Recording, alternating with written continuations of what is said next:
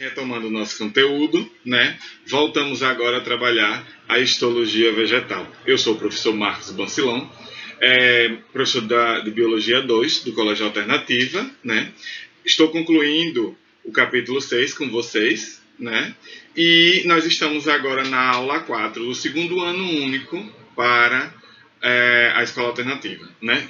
Bom, e retomando o nosso conteúdo, né, falando um pouquinho novamente sobre a histologia vegetal, a gente retorna para esse ponto, né, de onde a gente parou, que fala justamente sobre as questões voltadas à periderme, né? A gente já viu que a periderme ela vai ser um conglomerado de tecidos que vão formar aí, né, esse tecido vivo na planta e que vão ter a função de delimitar a questão do perímetro, né, na histologia vegetal. Vocês podem perceber que na periderme eu vou ter aqui, ó, a região do suber, como eu já tinha falado anteriormente, né, essa região suberificada, mais a região que recobre, que é a região da epiderme. Lembrem-se que a região suberizada é a área onde eu vou ter inserção de suberina e de lignina na célula, né? E que essa célula, na verdade, ela vai ter a função de proteção. Esse tecido em si, né, dessas células suberificadas, ele é um tecido morto, mas a periderme, no total, né, juntando aí a epiderme mais a epiderme e o felogênio, a gente vai ter um tecido que é vivo, né, que tem essa função aí associada, basicamente, a esse perímetro, né? E aí a gente dá continuidade, olha lá. Somente pode ocorrer em gimnospermas e angiospermas, né? Bom, falando também, dando continuidade sobre a periderme, a gente vê que para angiosperma elas vão estar associadas às dicotiledôneas, né? E ele é típico de plantas que vão possuir o chamado crescimento secundário, que é aquele crescimento lateral que a gente já tinha falado anteriormente, né? Que é aquele crescimento que não diretamente vai estar associado aos meristemas apicais, aos meristemas primários, tá? Além disso, a gente fala também sobre a questão das 3 camadas, como eu disse, né?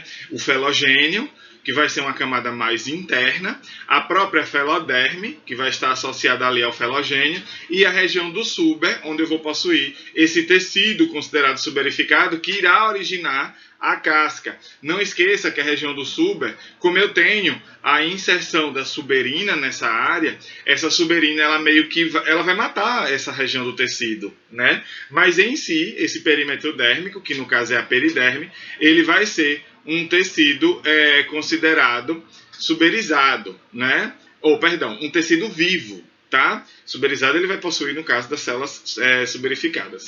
Bom, nesse tecido a gente também encontra algumas estruturas próprias de alguns tipos de plantas, o que é o caso, por exemplo, da lenticela.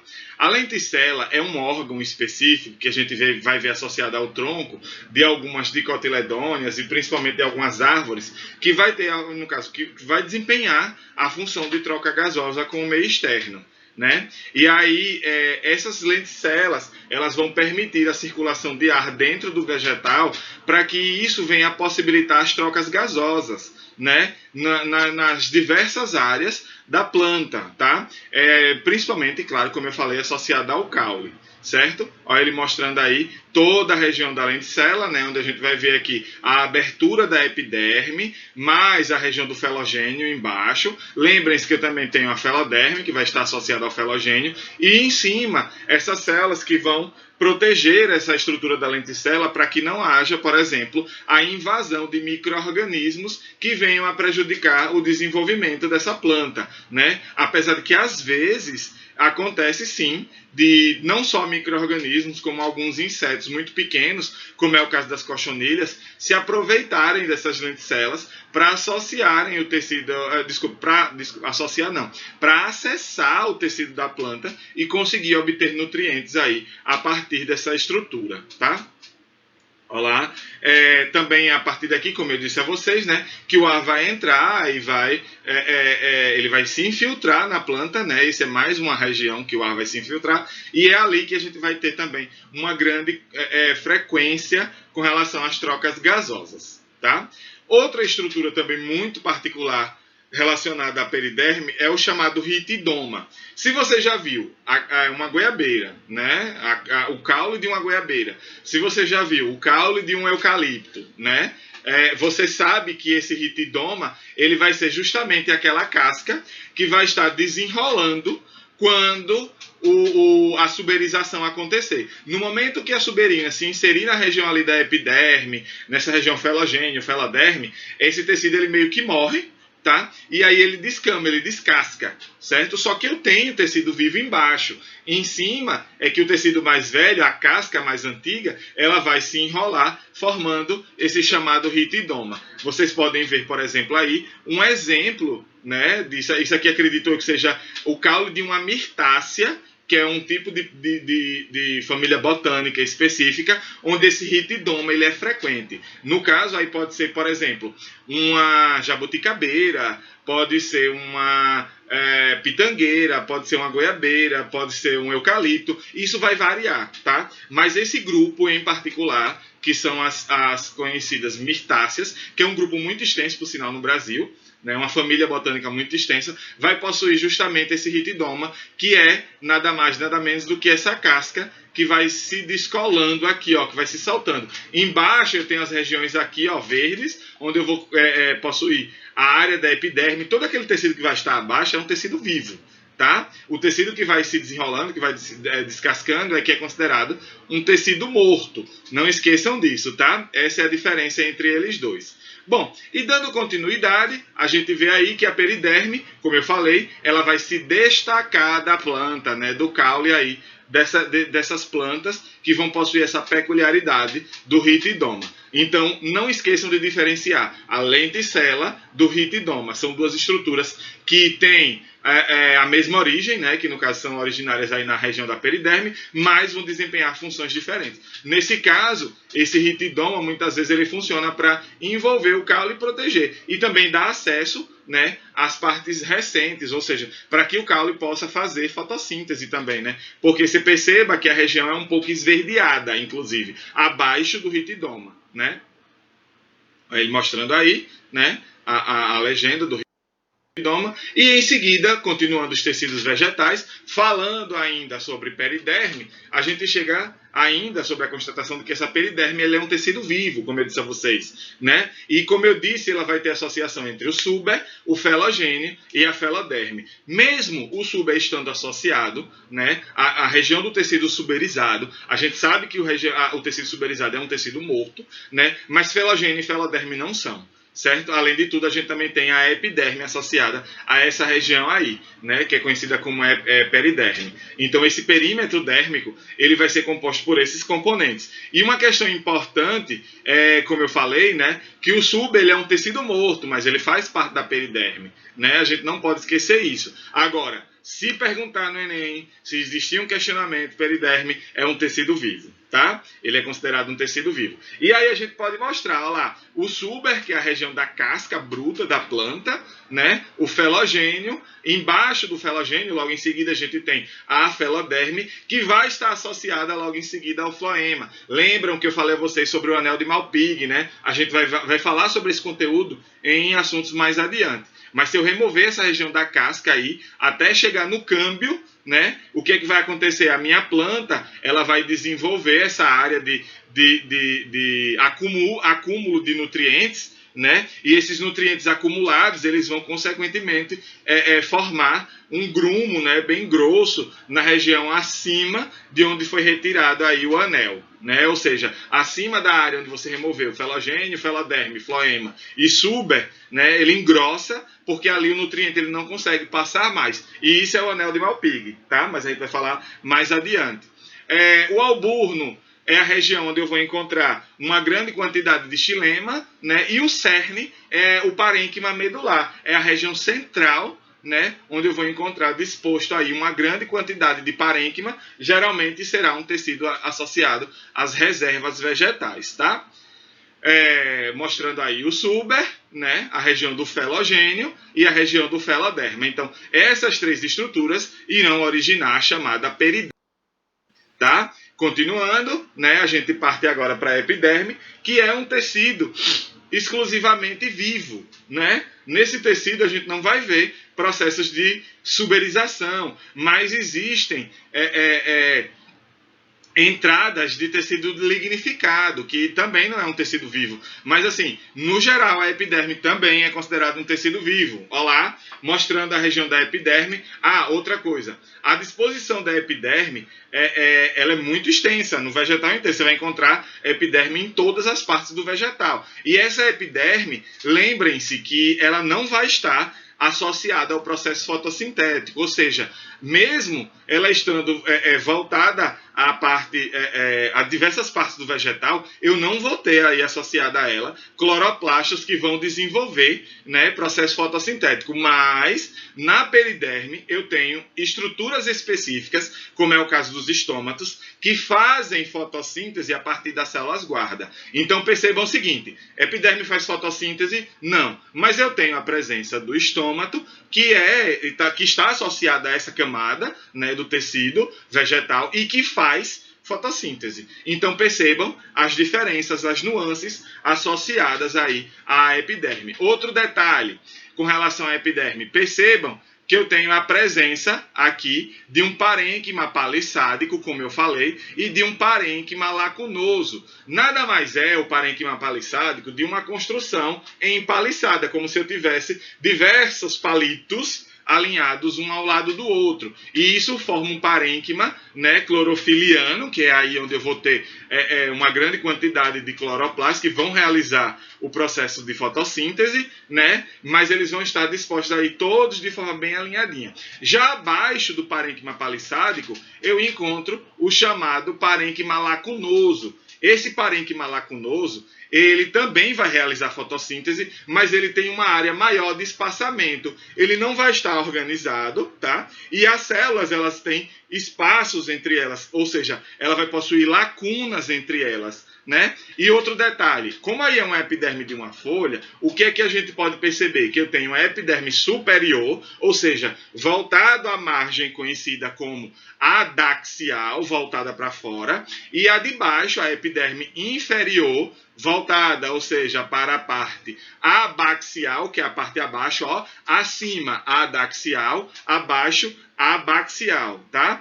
E geralmente os estômatos se dispõem na região abaxial, abaixo. Ó, o estômato aqui, ó, ele se dispondo logo em seguida aqui, né, a essa face inferior da folha. Um detalhe, professor, a gente sempre vai achar o parênquima palissádico e o parênquima lacunoso dessa maneira. Não. Pessoal, existem folhas onde você vai encontrar o parênquima lacunoso disposto entre duas camadas de parênquima palissádico. Ou seja, em cima eu tenho parênquima palissádico, no meio eu tenho parênquima lacunoso e abaixo eu também tenho parênquima palissádico. Então percebam, né, essas nuances aí com relação a essa estrutura, né, da planta. E claro, as epidermes também vão estar dispostas na face adaxial e na face abaxial. Não esqueçam, tá? Tá, mas onde é que se dispõem as nervuras? Entre o parênquima lacunoso, no meio, né? As nervuras, elas caminham ali pelo meio para levar nutrientes e dispor nesse parênquima para que haja o processo fotossintético, para que ocorra o processo de produção fotossintética, tá? Não esqueçam aí desse detalhe, beleza? Um detalhe, a epiderme, onde é que ela vai se originar? Em um tecido que a gente já viu lá atrás, né, no processo inicial dos tecidos primários, conhecidos como protoderme. É aquele tecido primeiro lá, que a gente já viu, né, que irá, no caso, esse tecido originar essa epiderme, ou seja, a protoderme origina a epiderme. Não esqueçam, tá? E a função, professor?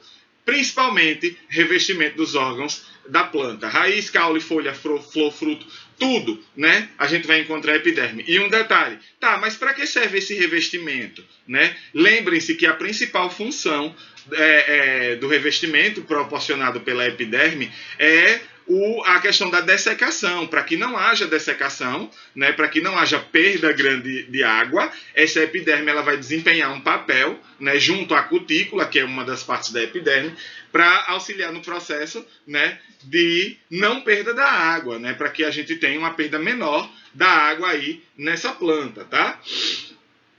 Outra questão é que também uma particularidade, essa epiderme ela vai ser formada somente por uma única camada de célula. Lembram lá de tecido epitelial estudado no ser humano? A gente vê que tem estratificado, pseudoestratificado, cúbico e por aí vai, né? Aqui, a maior parte da epiderme, ela só vai possuir um único estrato, uma única camada, tá? Para que a gente saiba aí, a gente relacione, né, e possa comparar com os seres animais, tá?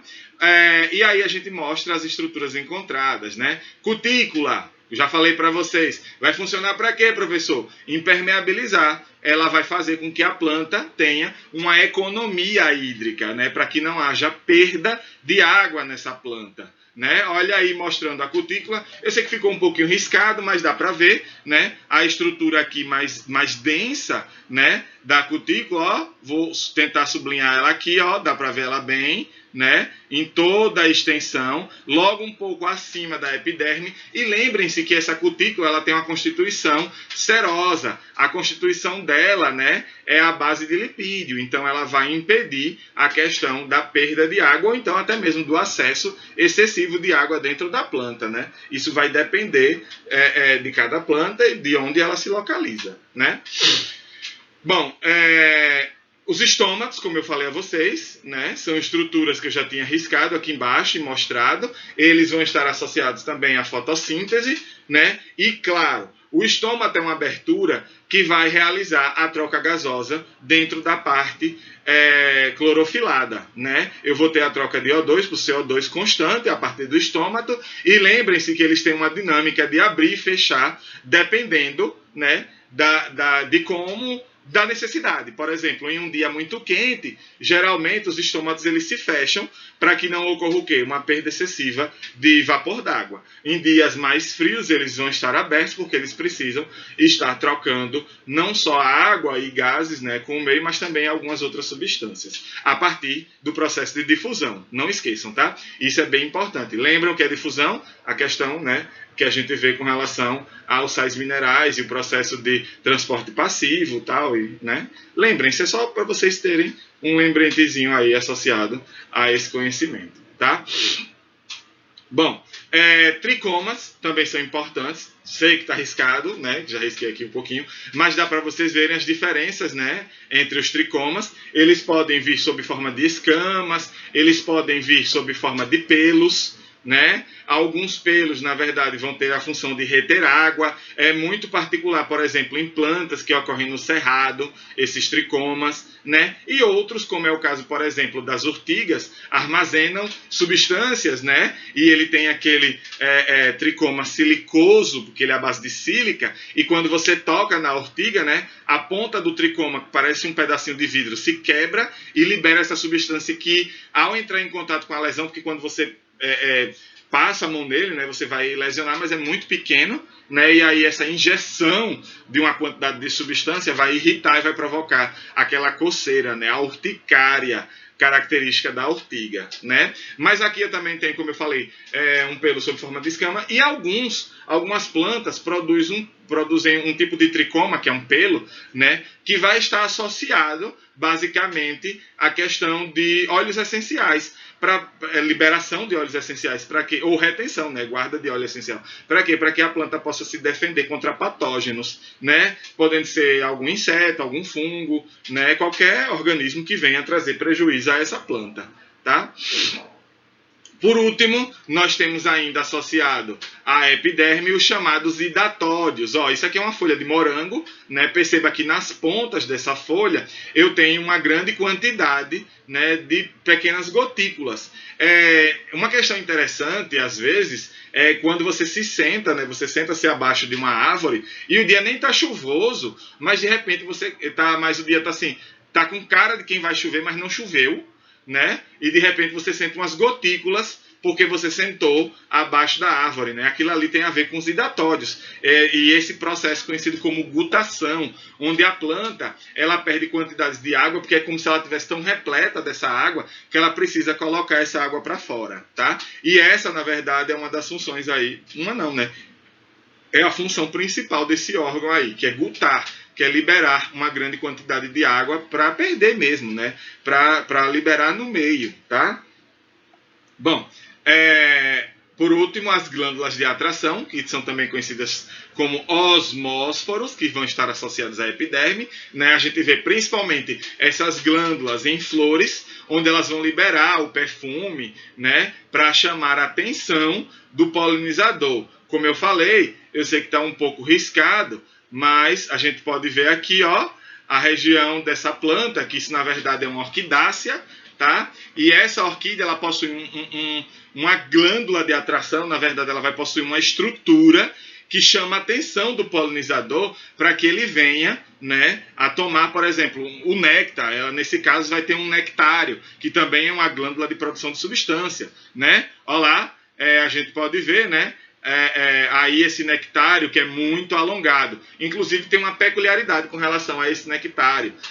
Quem descobriu essa estrutura, quem viu a primeira vez, foi Charles Darwin. E quando ele conheceu essa planta, ele viu na ilha de Madagascar, o nome dela é Agrecum sesquipedale, que também chamam de orquídea cometa, né? Quando ele viu essa planta, ele disse: existe um inseto que consegue inserir aquele aparelho sugador dele dentro dessa estrutura e ele consegue tocar o nectário que está aqui dentro, ou seja, o reservatório de néctar. E é assim que ele realiza a polinização. E na época todo mundo riu dele, né? E aí depois foi feita uma foto, né, e constatou-se que na verdade existia realmente um inseto que é do grupo aí próximo às borboletas, os lepidópteras, que tinha essa prosbóscide, né, esse aparelho sugador imenso com mais de 20 centímetros, né? Bom, então só para vocês entenderem aí o que são essas glândulas de atração. Lembrem-se que elas vão produzir cheiro, mas também elas podem servir como nectários, né? Elas podem produzir néctar para chamar a atenção de algum polinizador.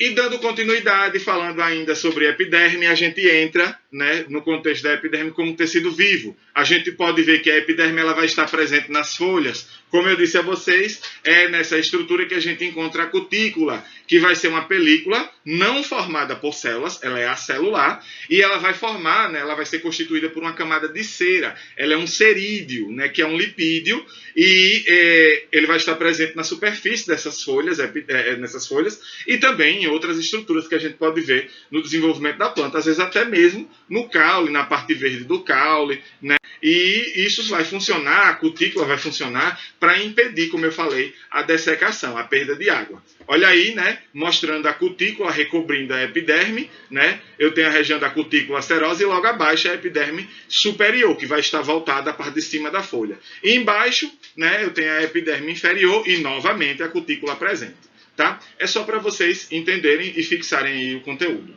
Certo? Os estômatos, né? Quem são eles? Olha lá. São essas estruturazinhas que a gente vai ver, né? Onde vai ocorrer, no caso, a presença dessa abertura, que é chamada de ósteo, né? Lembrem-se que, sendo uma célula, ela vai possuir núcleo. Está aqui o núcleo, né, dessa célula. Olha aqui outro núcleo dessa célula, né? E a gente tem aí, né, como são duas células formando essa abertura, cada uma será, no caso, uma célula guarda, né? Então elas vão formar aí a estrutura do estômago. A abertura do meio é por onde ocorrem as trocas gasosas. A gente vai ver também que esse estômago ele pode abrir e fechar esse ósteo, como eu falei, dependendo do dia, né? Se estiver quente, se estiver mais fresco. E uma questão interessante é que existe uma dinâmica de uma bomba, que é a bomba de potássio, que tem relação também com a água, né? A quantidade de potássio ou a quantidade de água pode influenciar na abertura e no fechamento aí dessas células guarda associadas ao estômago. Elas podem entumecer, inchar, e aí fecha o ósteo, ou então elas podem dessecar, e aí o ósteo abre, o que acaba levando, né, possibilitando a troca gasosa com o meio, tá? Não esqueçam disso. Né? Vamos lá. Eu tenho aqui também, né, como eu disse a vocês, na epiderme, nas folhas ainda, os chamados tricomas. Eu tenho aí, ó, os diferentes tipos de tricomas. Eu tenho tricomas que são pelos, podendo ser uni ou pluricelulares, tá? E tenho os hidatódios. Olha ele aqui, ó, o exemplo de um hidatódio em outra folha. Perceba que mesmo a folha molhada, essas duas gotículas aqui, elas não estão vindo a partir do limbo foliar, da lâmina da folha. Elas vêm da lateral. Essa gotícula que sai da lateral, ela está sendo liberada, né, por essa estrutura conhecida como hidatódio, tá? Ela vai perder, no caso, ela vai auxiliar no processo de perda do excesso da água no interior da folha, certo? Olha, mostrando aqui, ó, a cutícula, o parênquima palissádico, a região do epitema, que é uma estrutura. Olha o poro, né, associado aqui, ó, ao hidatódio, e dentro a cavidade onde a gente vai ter água. Traqueides, que são vasos condutores, né, a bainha do feixe, tá? O parênquima lacunoso, que vai estar presente na folha, e logo aqui abaixo, ó, a região, a estrutura do estômago. Tá? Para vocês não esquecerem e fixarem melhor. E também, olha aí, os tricomas, que são as glândulas que são pelos, tricomas especializados em liberar aroma, que vão chamar a atenção de polinizadores. Vão atrair os polinizadores, né? Para que eles venham até as flores para realizar a fecundação. Certo? Olha lá, vamos lá. Epiderme ainda, epiderme nas raízes. A epiderme vai formar também a parte onde a gente vai encontrar os chamados pelos absorventes, que vão auxiliar no processo, né, de ganho de água e sais minerais. Não esqueçam desse detalhe, tá? A epiderme também vai formar esses pelos absorventes. Olha lá, né? Eu tenho aqui a região da estrutura da raiz e, claro, ó, a epiderme, né? Olha ela aqui, a epiderme. Em seguida, o pelo radicular, que tem essa função de tirar do solo a água e os sais minerais. Olha aqui, ó, o solo, né? E outra, como eu tinha dito a vocês, ele vai aumentar essa superfície de contato. Ele vai funcionar muito, né, parecendo com as chamadas microvilosidades intestinais. Olha aí, porque ele vai parecer aqueles prolongamentos, né, que a gente tem no intestino. E isso vai auxiliar no processo de absorção de nutrientes muito mais fácil, né? Se fosse uma camada lisa, seria mais difícil, mas como é uma camada com reentrância, cheia de pelos, né, que são esses pelos absorventes, a gente vai absorver muito mais do que absorveria, né? Vamos dar continuidade, deixa eu só apagar aqui para a gente seguir adiante, né? E aí a gente adentra a região do meristema fundamental agora, né? Olha aí uma estrutura que depende, né, do meristema fundamental, que essa estrutura em específico, né, que é a gavinha, ela funciona, né, com uma mecânica de sustentação de alguns tipos de planta, como, por exemplo, é o caso do maracujazeiro. E ela precisa se segurar. Se ela precisa se segurar, ela tem que ter um tecido de sustentação. Que tecido é esse? É o colênquima, que também é um tecido vivo. Ele não é suberizado, ele vai ser lignificado, né? E essas reentrâncias de lignina é o que dão força, resistência a esse tecido, tá? Ele vai ter também o chamado reforço de celulose nos ângulos, né, das células, para que ela possa resistir, aguentar, né, esse processo aí de sustentação. Professor, mas a gente só vê colênquima na gavinha? Não. Aí foi um exemplo, né? A gente vê colênquima disposto em diversas partes da planta, viu, pessoal? Não é só na gavinha, não. Então, vamos lá. Olha lá. Ele vai promover a resistência e a flexibilidade, né? Essas vão ser as duas funções do colênquima aí. A característica dele, como eu disse a vocês, é que ele vai possuir a parede celular bem espessada, bem grossa, e vai possuir esses ângulos reforçados para que ele não venha a se partir facilmente. Uma questão interessante, que às vezes algumas pessoas se perguntam, é, por exemplo, quando uma planta ela lança um pendão de flores em uma área de muito vento, né? Mas espera aí, será que aquele pendão de flores vai se quebrar? Às vezes pode acontecer, mas só que a planta ela tem uma adaptação para aquele meio e ela sabe que se não houver colênquima suficiente naquela região, em comparado, no caso, ao atrito que o vento provoca, o atrito que o vento proporciona, ele vai com certeza se partir. Então o que é que ela vai fazer? Ela vai reforçar essas células com esse tipo de tecido, tá? Com o tecido colenquimático. Olha aí, a localização, ela vai estar disposta logo abaixo da epiderme, reforçando essa região da epiderme, tá? E olha aí, vamos ver um pouquinho do colênquima, né? Eu tenho aqui, ó, ele se formando, né, se construindo, e logo em seguida, ó, a epiderme sendo demonstrada, lembre-se que acima eu tenho a cutícula, o colênquima, que é uma região de reforço, né? Perceba que essas reentrâncias escuras aqui são acúmulos de celulose, tá? Para dar força a essa área. E logo abaixo o parênquima, que são células maiores, que vão ter vacúolos bem grandes, como a gente já viu, né? E vai ter função específica, geralmente de reserva, ou qualquer outra função que esteja associada diretamente ao parênquima. E olha lá, em seguida, logo ao colênquima, nós vemos o esclerênquima, né? Que é um tipo de célula, específica aí também de sustentação, de proteção. Vamos ver aí, ó, o esclerênquima, ele é basicamente composto de tecido morto. Agora eu vou ter também uma grande quantidade de tecido lignificado e suberizado, ó. Vamos lá, suberizado. Olha aí, ó, o lúmen vazio, porque não tem a região do núcleo, né, desculpe. Aí ao redor eu tenho uma grande quantidade de lignina, que vai reforçar esse tecido, né? E a região da estrutura aí do esclerênquima, né? Perceba que as células, elas têm essa aparência de seca, né? Por quê? Porque o tecido ele vai servir basicamente para proteger e sustentar também, tá? Ó, a origem dele é no meristema fundamental e, como eu falei, proteger, sustentar. Isso vai ser a associação aí do esclerênquima. Olha aí, o feixe esclerenquimático. Perceba a região da parede reforçada, né? Para que ele forme essa estrutura. A gente vai ver muito isso voltado à casca da planta, né? A região do caule, da madeira mais pesada, a madeira bruta da planta, vai ter uma grande quantidade de tecido esclerenquimático. Para quê? Para justamente proteger e dar sustentação. Já imaginou se não existisse esclerênquima, né? Imagina uma árvore tombando porque não tem um tecido que faça esse processo de sustentação e de proteção. Ah, mas o colênquima também não sustenta? Sim, mas não é suficiente, né? Eu preciso ter um tecido mais grosseiro, um tecido morto, inclusive, que vai realizar esse papel de sustentação. E olha lá, ele tem a célula com parede celular bastante espessada, né, de celulose, e vai conter aí uma impregnação de lignina, que na verdade a lignina ela vai ser um polímero, né? Ela é uma construção baseada em um aglomerado proteico, né, que vai promover a hipermeabilização e também vai dar rigidez ao tecido, tá? Não esqueçam desse detalhe, pessoal.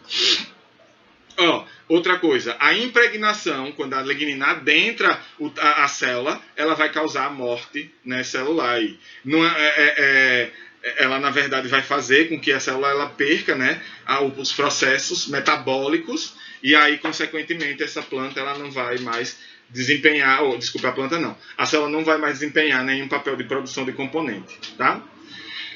A localização a gente vai ver principalmente no caule, é a área onde tem uma grande quantidade de esclerênquima, mas eu tenho também esclerênquima na folha, eu tenho áreas mergulhadas de esclerênquima que dão sustentação a essa folha. Frutos também têm áreas esclerenquimáticas, principalmente frutos de casca grosseira, né? Quando a casca é grosseira no fruto, ela tem uma grande quantidade de esclerênquima e principalmente no tegumento da semente. Né? Na região da estrutura lá que vai revestir a semente, que era em tegumento e agora se torna tegumento. Né? Fibras esclerenquimáticas, como eu falei, vão promover a sustentação esquelética. Imagine que ele funciona como se fosse o esqueleto do vegetal. Ele sustenta, dá firmeza ao vegetal. Tá? Só para mostrar aí como é que a lignina reforça as células, né? Ela vai penetrando em cada célula, vai inervando em cada célula e aí ela mata o núcleo e mantém esse tecido resistente ali, né? Olha lá, esclerênquima vai ser um tecido mais rígido que o colênquima, né? Apesar de o colênquima possuir áreas lignificadas e é encontrado em diferentes locais do corpo da planta, tanto a planta quando for jovem, né, nas partes jovens, como nas partes adultas, tá? A célula do esclerênquima tem um espessamento secundário, ou seja, ele é mais grosso do que o normal, né? Mais grosso inclusive do que o colênquima e principalmente a grande característica do esclerênquima, eu tenho uma grande quantidade de lignina. As células vão ser impregnadas de lignina, elas vão ser mortas, tá? Vão formar, na verdade, grandes feixes fibrosos que vão dar essa proteção e essa sustentação, certo? Mostrando aí novamente as estruturas do esclerênquima, né? Olha aí, tecido morto, a gente vai falar sobre as esclereides, que são essas células, né? Onde a gente vai ver sempre a região central vazada, mas uma distribuição celular, né? Uma distribuição de material ao redor, ou então essa estrutura que lembra uma espécie de espícula que a gente já viu lá para os poríferos, né? Só que aqui é planta, não esqueçam disso, mas é similar a uma espícula de silicose de um porífero. Tá? Só para vocês associarem e lembrarem. Tá? Ele forma essas reentrâncias que vocês estão vendo aí na célula, né, das esclereides. Como eu já tinha falado, o lúmen vai ser vazio e a parede vai ser considerada lignificada. Tá? Elas podem ser encontradas tanto isoladas, eu posso distribuir, por exemplo, uma folha tem áreas isoladas de esclerênquima, de esclereides, né? Ou então elas podem estar associadas a grupos, né? Elas podem estar dispostas aí entre, né, as células parenquimáticas. Algumas podem ser escolhidas para serem as chamadas esclereides, tá? Para dar resistência, dureza à folha. Certo? Folha, na verdade, caule, qualquer parte da planta, né? Fibras esclerenquimáticas. Um exemplo de fibra esclerenquimática são essas aí que a gente está vendo no slide. Olha lá, é o linho, a piaçaba, que vocês já ouviram falar, a própria ráfia, né, que é usada para fazer artesanato, juta, que pode ser usada para também fazer artesanato, ela forma fibras, né, tecidos grandes, e o sisal, que faz aquela corda amarelada, que é chamada de corda de sisal, né? Essas fibras, elas são utilizadas na confecção de diversas coisas, de tapete, de roupa, né? A folha do ágave, que é aquela planta meio espinhuda, né? De onde se retira aí o sisal. Essa folha, basicamente, ela pode ter uma grande quantidade dessa fibra que é usada para fazer a corda, né? A corda amarela. E a gente tem aí a piaçava, que é usada para fazer vassoura de varrer a casa, né, que é extraída de folhas, e tem várias outras dessas fibras que podem ser utilizadas, tá? Mas essas são exemplos mais comuns.